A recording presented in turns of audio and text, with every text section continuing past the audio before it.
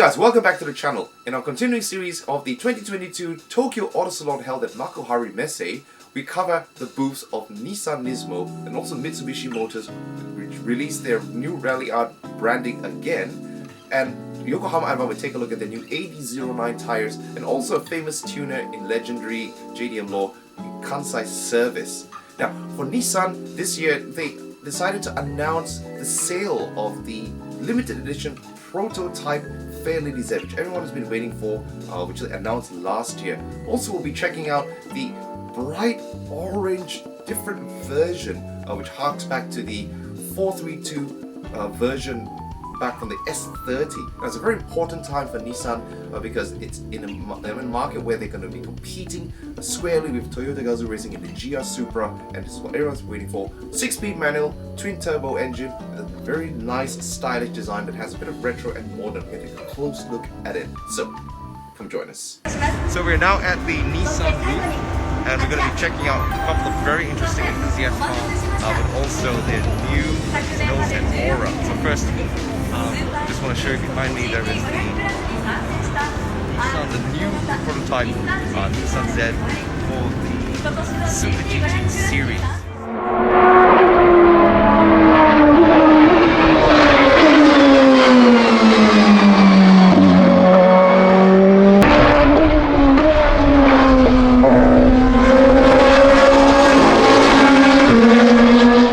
So this is the Z GT500 prototype that will be fielded very soon in the Super GT series. Of course, it's based on the new Fairlady Z, and of course, as it is with all GT cars, it's based on a JDM center chassis shell, and we'll be having the body shell on the outside. But what the difference is are the aerodynamics. Let's see if these existing Z34's aerodynamics on the roof line combined with the new design, maybe it'll make something really exciting for Nissan fans and also Super GT fans. But before we actually see the Fairlady Z, I just want to show you the last, maybe the last R35 GTR Nismo. This is the limited edition with the special parts like the carbon fiber bonnet, the fenders, and also the bumper. This is all available basically from the factory and with special grey paint, which actually makes it look like a race car. Now, just to show you that the bumper is actually carbon fiber and it's painted on. You can see here there's details, very beautiful.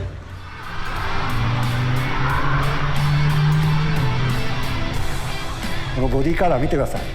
ターマック。レーシングサーキットの中でのグレーの戦いの場ですね。そういったこの戦いの場、色をテーマとして新しいステレスグレー、これをニスモの新しいカラーとして掲げてみました。やはりその GT3 としてのレーシングカーの立ち振る舞い、100g でも軽くしていこうと。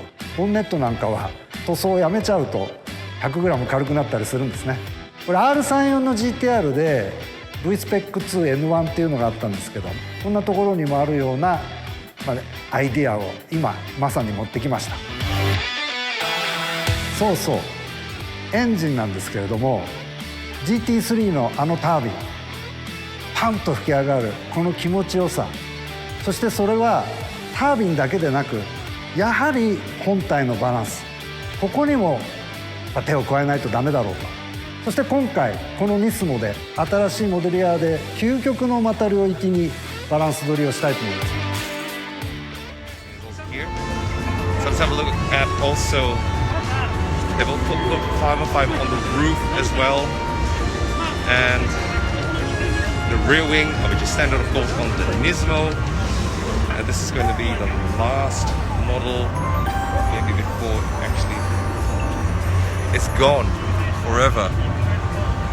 So, what everyone has been waiting for, let's go look at the Fairlady Z. Now, a lot of people have criticized the design of the Fairlady Z, saying, oh, it's good that it looks retro, but the squarish design of the front bumper It's too square, and I'm going to show you today that it looks very different in real life.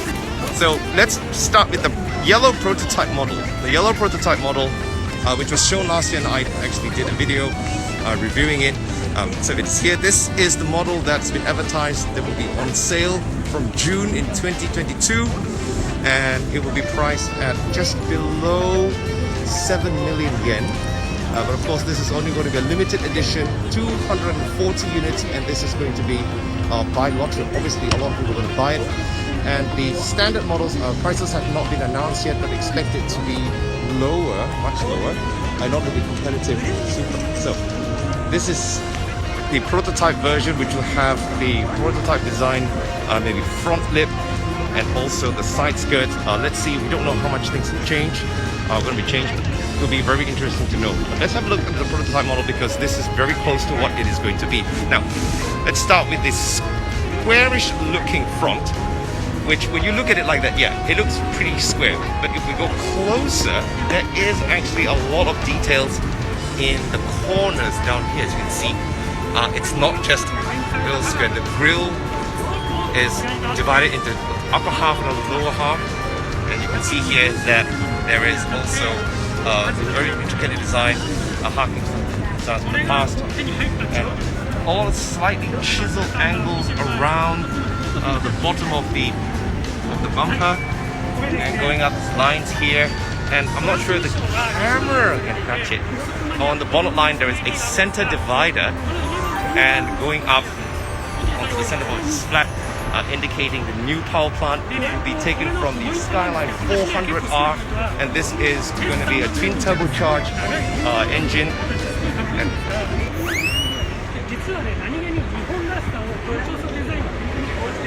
I'm just gonna let this guy explain. He's so good at it.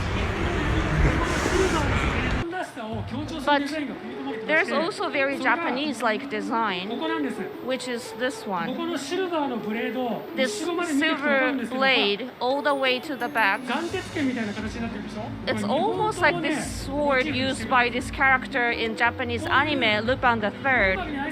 So this is a globally beloved vehicle, but there's this Japanese flavor in it, if you will. Well, the one at the New York show model, well, that's a North American model. This is just Z. That was just Z, not Fairlady Z in terms of the name. But there was Fairlady badge on the back of it still. And I wonder if that same badge is on this Japanese one here, but no, it doesn't have that. Well, maybe needless to say, that's known, I suppose. So the roof line is basically from the old Z34. Of course, it's on the base, same chassis, but they've probably done a lot of improvements on the floor and the inside frame. But somehow it still qualifies as a Z34. Now, what this is not really completely a retro design. It's taking cues from the retro era, but also doing something completely different from other manufacturers. They've done away with the kind of large, very opening grills and the laser sharp small headlights, but they've added enough accents in this design to all of sort of fresh it up. Now, of particular interest is this silver plate, which is also like a podcast chrome that runs along the body on the top, choosing it to give it a black roof with a two-tone finish, and a redesigned door handle, which is neither flat or a triangle. But if you look very carefully on the side here, the press lines, it's a two-angle press line, kind of harking back to some sort of 90s design right there, fused with modern, kind of like sort of almost minimalist but simple designs. Now, on the rear here, I'm just going to start by showing you the side view. The side view is where it's really interesting, because when you look at it from the back, it kind of looks like a Z32 with the way the lights are laid out. But if you look, there's so much of angles down here. In fact, I'm gonna look at it from the top like this, and you can really see the details and how they sculptured this body to make it very, very different from the outgoing model, you know. Tail lights, which are vertical, and now they're horizontal, and the inside sort of 3D-ish looking. And what's interesting is this sort of indent lines along the tailgate, and got the old style Fairlady font down here, and the new Nissan logo, and also choosing to black out the bumper, and interesting exhaust cutout with holes, making it look a bit like a what do you think this looks like? Like something from the 70s, 60s.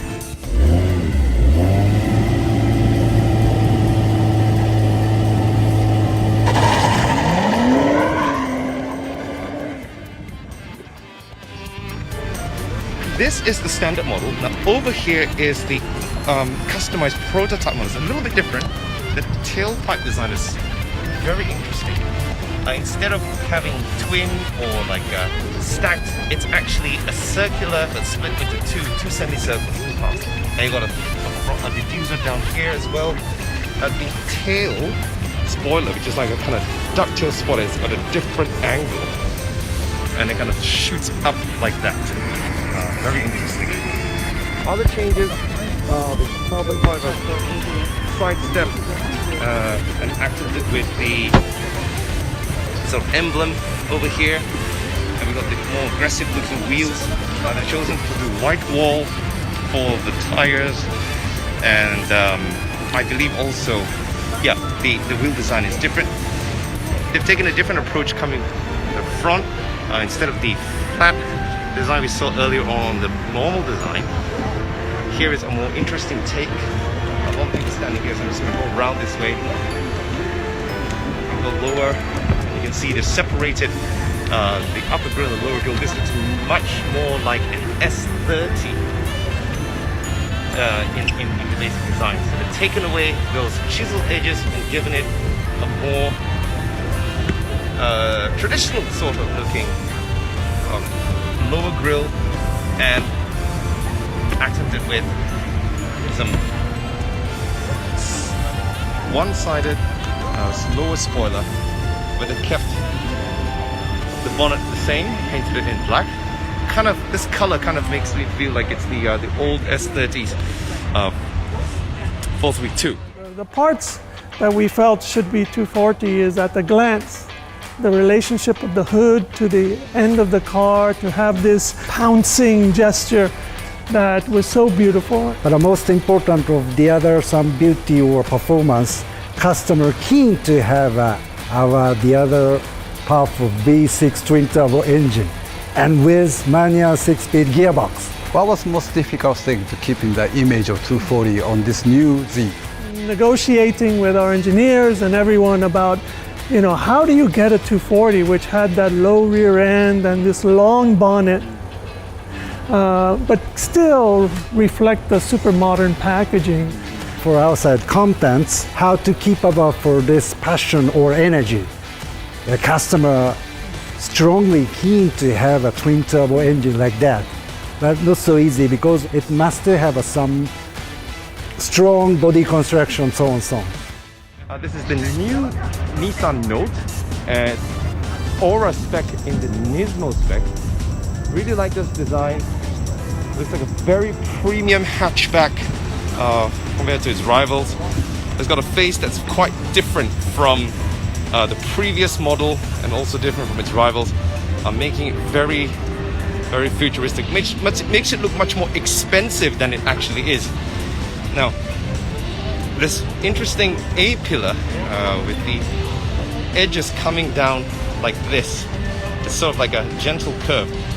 One of the strong points making this car look maybe not even like a Japanese car. One interesting thing is that the rear is where it starts to get a little bit funny. Here, this bit actually reminds me of a Lexus CT, especially the way the lights are shaped. And then if you come around, they've chosen to go with the Nissan letters, making it look something like a Porsche accent. Okay, so let's go. And I'm just going to pass through a couple of the other exhibits. And this booth is full of top aftermarket manufacturers, and we're going to be checking out a lot of them. Beside, I'm just going to take you through. Beside me is Yokohama, and I just passed by Mitsubishi and checked out what the Ralliart plan was, and it's actually not that well. They haven't really got everything figured out yet. They just wanted to bring back the brand. And hi. Now we're on our way there. Let's check out the new Yokohama AD09 tires. These are the new tires now that are replacing the AD08R, and it's very exciting because it's a super street radial which has grip almost equivalent to old semi-slicks. Now let's have a look at the pattern over here. Now gone is the symmetrical pattern. The old AD08R had, you could use it on the left or the right, but this is an asymmetrical pattern that has, let's see here, you have huge blocks, of course important for high performance tires. The outer side is used for dry and the inner side is good for wet, straight line running. And you can see over here the block patterns are really huge, with redesign, the very wavy pattern, which is this is what tells you it's a Yokohama Advan compared to other brands. Of course the compound is much stickier. 今のモデルがもう13年前ですかね、こちらに発売して、マイナーチェンジも挟んでますけれども、そこからやっぱり、スポーツカーもだいぶ変わってきたと。例えば馬力もすごく上がってますし、車重も増えてます。それから、車としての剛性も上がっているということで、今回のタイヤは、コンパウンドから、構造から、プロファイルから、全て一から見直しをしてですね、最高のものにしてきたということです。パターンに関しては現行モデルの AD08R の流れを組む、特徴的なネオバらしいパターンを採用しつつですね、それぞれのブロックのプロファイルを一つ一つプロファイリングするなど新しい技術を採用しています。コンパウンドに関しても、グリップを上げるためというのもあるんですけれども、摩耗が、良いとか、一から見直したもの、つまりは専用で新しく開発したコンパウンドを、採用しています。The former HKS Kansai is now just called Kansai Service. Muto-san is over there, the gentleman who is the boss and one of the legendary tuners. I'm just going to show you around, and we have their Kansai Service version of the GR Yaris and of the GR86 and also VAB. Let's have a look at this. Beautiful air intake, carbon fiber air intake going into a box. Not open port filter, very carefully designed. Bigger volume, also easily changing of the screws. On the top over there, HKS top mount intercooler. And look at this, it's very, very thick. It's manufactured by Garrett. 375 horsepower and 47 kilograms of torque. 1.5 bar boost with the flash editor. GT3RS Sports Kit. Racing suction. Airbox. The airbox that I showed earlier, he explained that this is meant also designed to lower intake temperatures. Inside there is the suction, so it's specially designed for the suction to house the airbox and also give it enough volume. So yeah, this is an EJ20 by the way, so the new tuning for the FA24 isn't out yet, but look forward to that. Kansai Service works and uses a lot of HKS parts. The airbox is original. Oh, there's no one in here. And no one wants to go into Mitsubishi because there's no Lancer Evolution, nothing attractive. But Mitsubishi now is marketing themselves very much on the RVs and the outdoor lifestyle. They're very strong, of course, in four-wheel drive technology, obviously. And okay, so control you always have to use. Alright, so we've got the mini cab Me, their concept of lifestyle, and this is the Me power box. plug-in, of course, electric car. They're very strong in electric cars and batteries because Mitsubishi has the technology of Mitsubishi Electric and in industries as well. So I think that's where they're going to be going towards too, making great cars like the new Outlander PHEV, which was just released. Now this is very interesting. It's very, very premium now compared to the previous model, and you can see that they've used the huge. How many LEDs are here in this thing? Like 1, 2, 3, 4, 5 on top. You have 3 here, maybe a fog lamp, a spot lamp, and that paint is just very premium looking. It's a whole new model with better improved battery plug-in capability. This is the new generation more outdoor based. I'm looking at the interior. This is where I'm very impressed because it looks very premium now. The artificial leather on the dashboard, kind of straight design, and this is the fashion now with sort of like standing up big screens and also digital screens here. Just the quality of the stitching and the paneling of the carbon fiber, not real carbon fiber of course, but very usable space. And yeah, I'm wearing my Mitsubishi. The indents on the door, you have sort of like an angle and a curve as well. And the rear, like everyone's doing this sort of rear right now. I can't really tell whether it's a Mercedes, whether it's a Mitsubishi, whether it's a Toyota, Lexus or whatever, but they all look kind of similar. This is the design language of today's 2020 cars, outdoor lifestyle.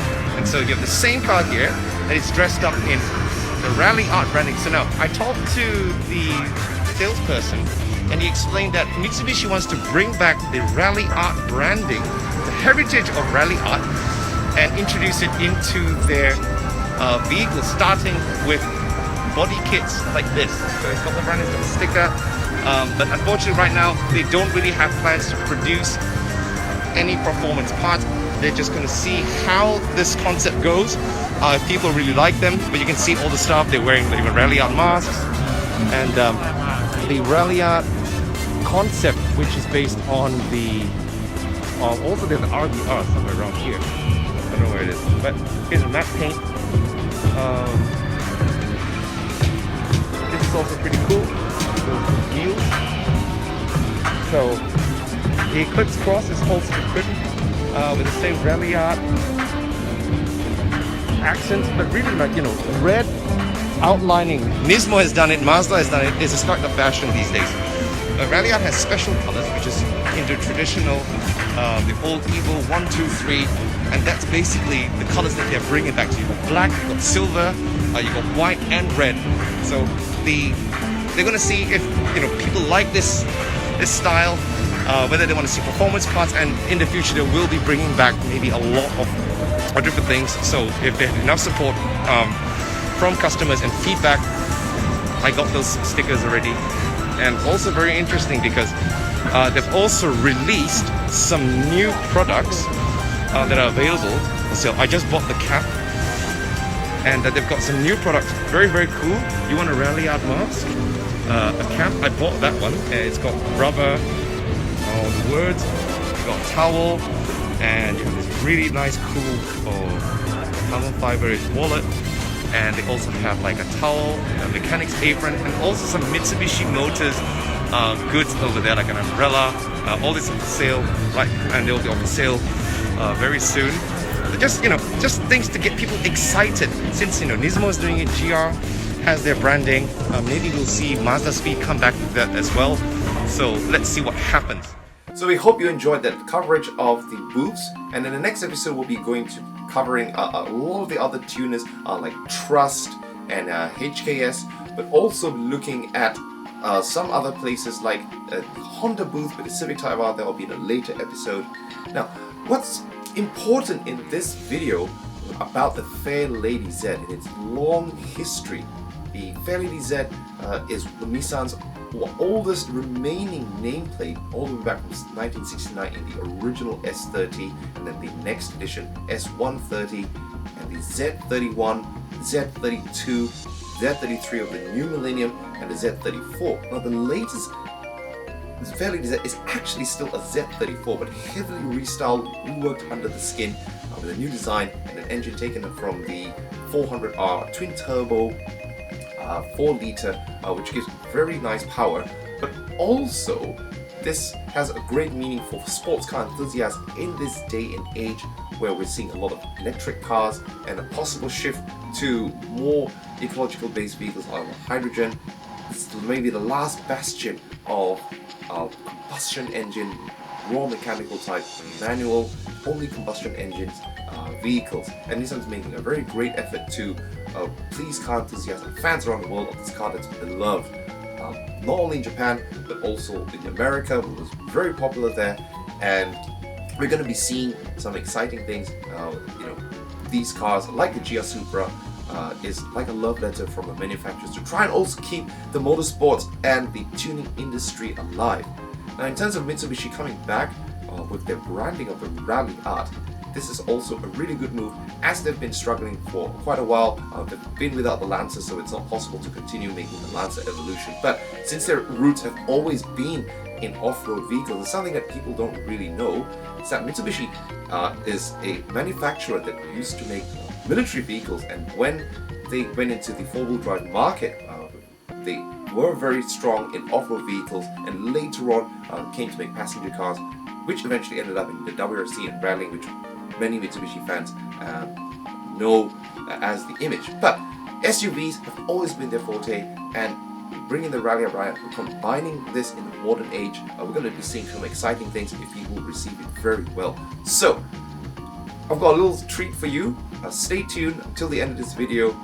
I made a little montage of the official Tokyo Auto Salon live TV with the companion girls or the race queens who were all at the booth. It's also another highlight of why people come and visit the Auto Salon. So, until the next time, enjoy, peace out.